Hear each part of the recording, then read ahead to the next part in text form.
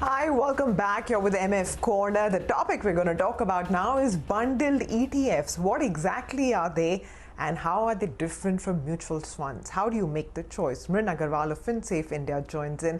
Hi, Mrin. Good to see you again. You've brought a very interesting topic to our attention, bundled ETFs. And, frankly, I hadn't heard of it too. So let's start by talking about what exactly are bundled ETFs and what's the advantage that they bring to the table?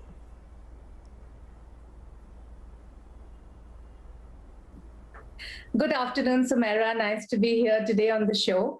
First off, these are ETFs that are bundled together in a basket, and they are bundled by wealth management firms, for example, brokerages or RIAs or other wealth management firms. And essentially, they are available as a basket of ETFs. So I'm sure you've heard about basket of stocks. It's a basket of ETFs that's available. And then there is a regular rebalance advice that is provided by the creator of the basket. So this is basically how it works. I think, the advantage of it is that it's extremely transparent because you'll know exactly, which are the ETFs, which are that are being advised, what is the percentage, of course. There is no lock-in period, of course. And again, the investor can decide to basically add or remove stocks in baskets, but in case of these ETFs, also they can decide to change their percentages as they want to. And there are different baskets available. So you have thematic ones, you have equity and debt, you have large cap, you have low volatility. You have a whole lot of options that are available. So I think it's just that this is a new investment option that is available to investors where the basket creator is saying that I'm doing the asset allocation and giving you a product. Okay, so it's like a fund of funds for ETFs, except it's not created by AMC. It is created by the platform which is selling it, right? Is that the way in which it differs from mutual funds?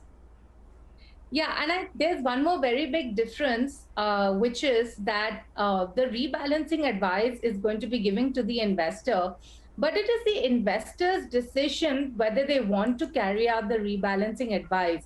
So, in a mutual fund, you have the fund manager who decides the stocks to buy, when to rebalance, when to exit. Over here, they're telling you what to buy, they're telling you when to rebalance, but it is up to you to decide whether you want to rebalance it or not. So, to that extent, I will say that the operational aspect of it is with the investor. Okay. What would be, some of the more important advantages or say the disadvantages of a bundled ETF? So I think, in terms of the advantages, I think cost, of course, is a big advantage because it's going to be much lower cost than an actively managed fund. But again, it means higher operational work. And in bull markets, everything looks good. Investors will be willing to rebalance. But, when markets are stagnant or if it's a bear market, you don't know what investor behavior is really going to be like. So the main thing is that the rebalancing bit, I don't know if investors will do it. Also, specifically on the rebalancing part, normally we rebalance between equity and debt, but here you'd be asked to rebalance within equity itself. So somewhere, it's a very active way of investing, but typically we advise people to invest for the long term, and hence that would mean not really rebalancing within the asset class. So to some extent, it may lead to a higher amount of churn.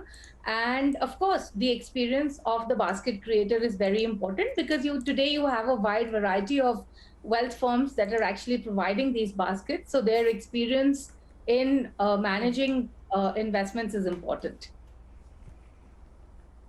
But Mrin, why should I, as an investor, not just go for the multi-asset funds which are available? And how does an investor know whether to choose a mutual fund over a bundled ETF?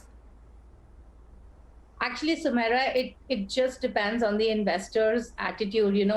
Here is someone saying that I'll do this asset allocation through a lower cost method, but it doesn't mean that it is higher returning, because when you actually compare the returns of some of the bundled ETFs, and if you look at the multi-asset asset allocation category, which would be the right comparison, you will see that, there are cases where the mutual funds have done better, there are cases where the bundled ETFs have done better.